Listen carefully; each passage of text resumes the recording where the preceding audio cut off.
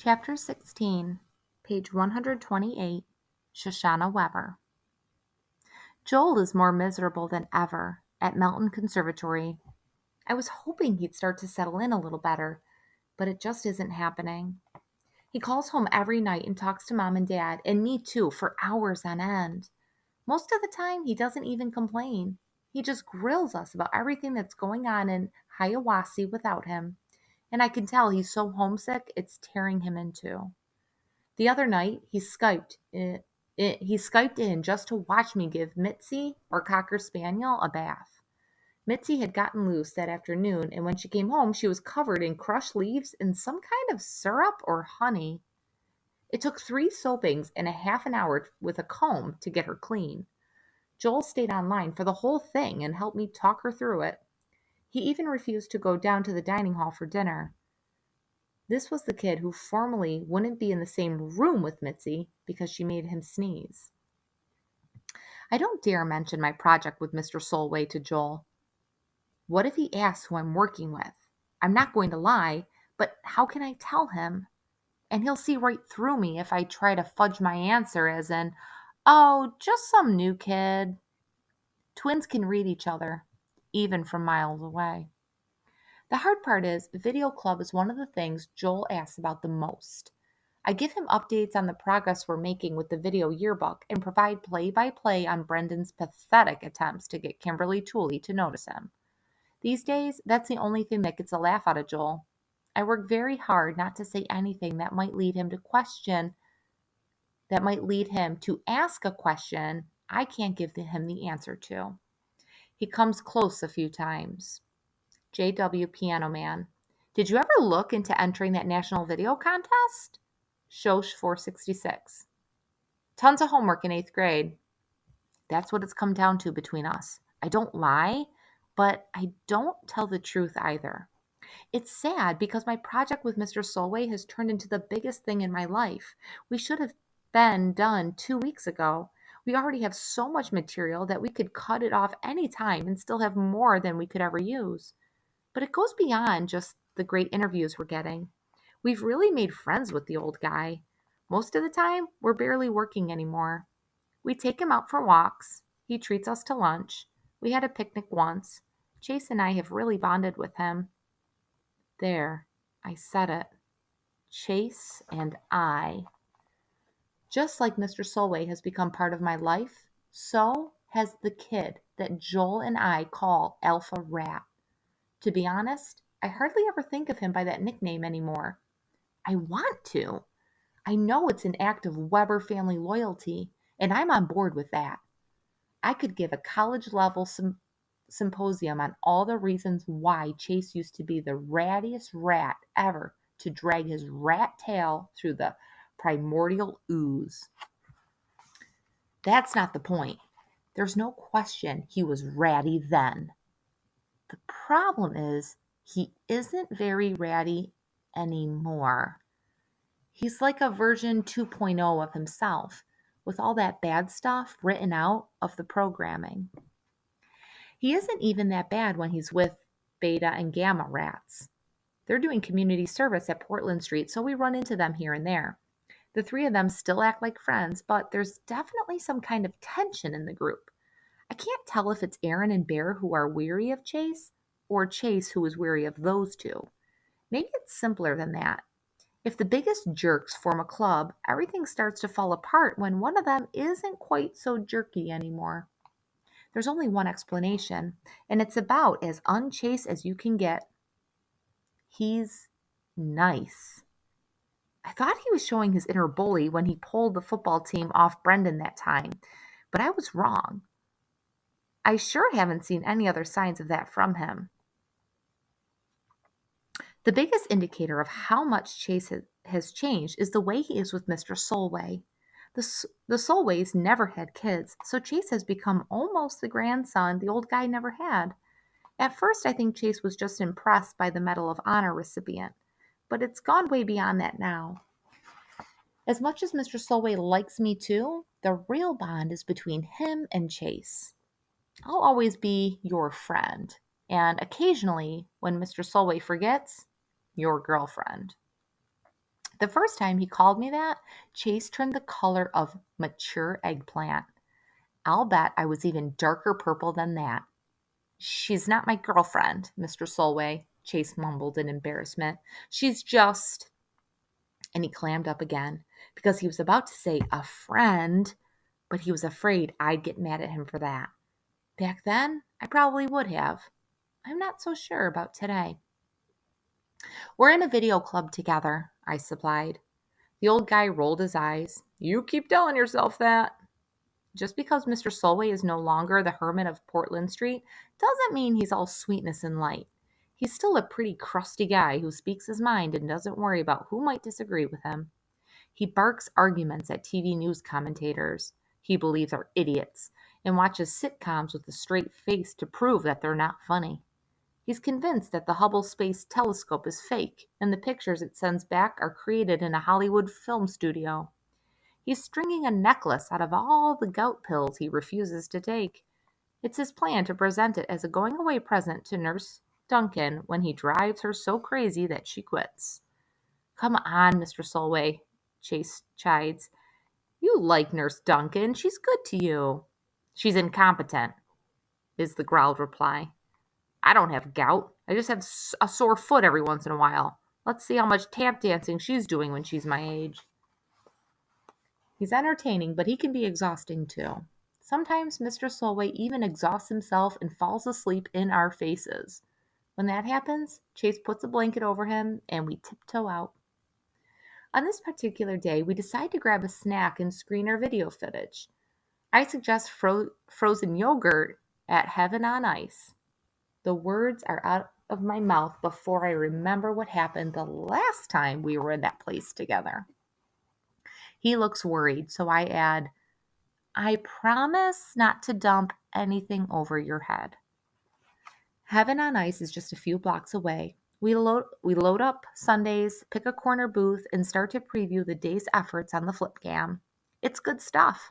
Mr. Solway is ranting about how the designated hitter has ruined baseball, so we're both holding back laughter as we watch. We already have enough footage for 5 videos.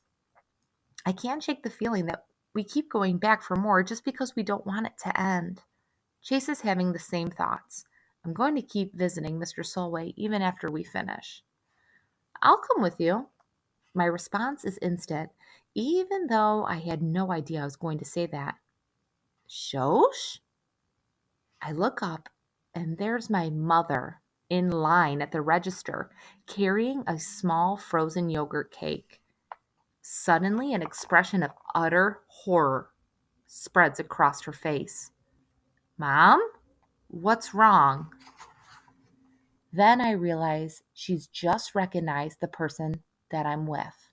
Our heads together as we watch the tiny flip cam screen. I never told anybody in my family who my partner is for the video contest, so I know how this must seem to Mom, that I'm cozied up practically cheek to cheek with the horrible bully who made Joel's life unbearable and forced him out of town. It's not what it looks like, I blurt. Her expression is carved from stone. The car's outside. I'll drive you home. But Mom, I said get in the car. Chase stands up. Mrs. Weber? She's been quiet up to now, but being addressed directly by Chase is too much for her. How dare you speak to me? She seethes, her entire body shaking. Everyone in my family is off limits to you. If I had my way, you and your filthy friends would be in juvenile hall. I speak up again. This is my fault, not his. If you have to blame someone, blame me. I am blaming you.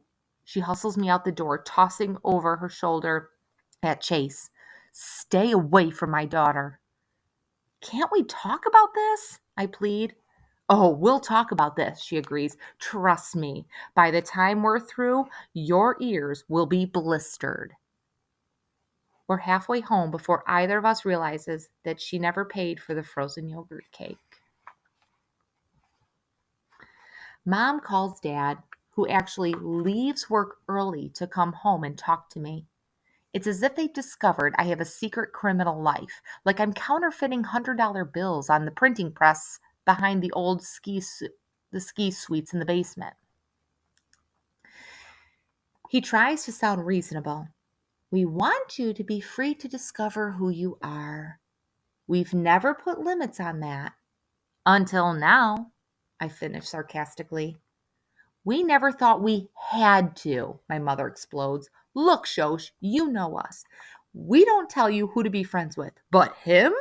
He's the worst kind of bully, the kind who ruins lives. Your brothers, for one. We're not friends, I defend myself. At least we didn't start out that way. Chase is in video club now. Doing my contest entry with Mr. Solway was his idea. I didn't want to say yes, but the old guy is so perfect. And it never struck you as suspicious that this boy who made a career out of tormenting Joel should suddenly turn his attention to you? Dad challenges. Of course it did. I hate Chase Ambrose. I hate that Chase Ambrose. But he's so different now. He's not a bully anymore. He doesn't remember anything that happened before his accident. That's convenient, my father says bitterly. I thought so too, I admit. I was positive he was faking that amnesia stuff. But there's just no way. Nobody's that good an actor. And you know what? They aren't going to want to hear it, but it needs to be said. We weren't friends at the beginning, but I think we're kind of turning into friends now. I like the new Chase. My mom recoils, honestly, like I just slapped her. Your brother, she begins, her voice shaking, is completely unhappy attending a school he hates instead of at home living the life he's entitled to. And the reason is that boy you're so quick to defend. I don't know if he's changed, and I don't care. The person he was broke up this family. What he did to Joel is unforgivable. That means he can never be forgiven. Dad glares at me. I'll bet you haven't told Joel who you're buddy-buddy with these days. How would you ever explain that to him? That hurts, because he's exactly right. Fine, I confess. I never said anything to Joel. Well, maybe I should have. You can't be serious, my mom exclaims. What possible good could come of that? An idea is forming in my head. Kind of a wild idea, but it's making more and more sense the longer it sits there. You said it yourself. Joel's lost at boarding school.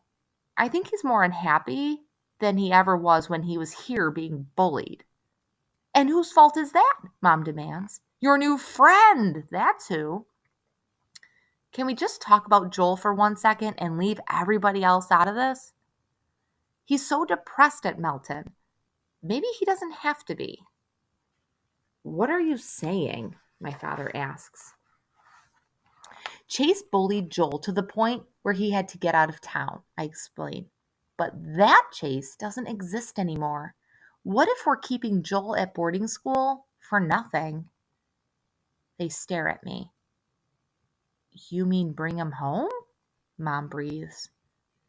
The reason for him to be somewhere else doesn't exist anymore, I insist. Chase has changed. Aaron and Bear are still jerks, but Chase was always the ringleader. I'm not saying it'll be perfect, but Joel should be here.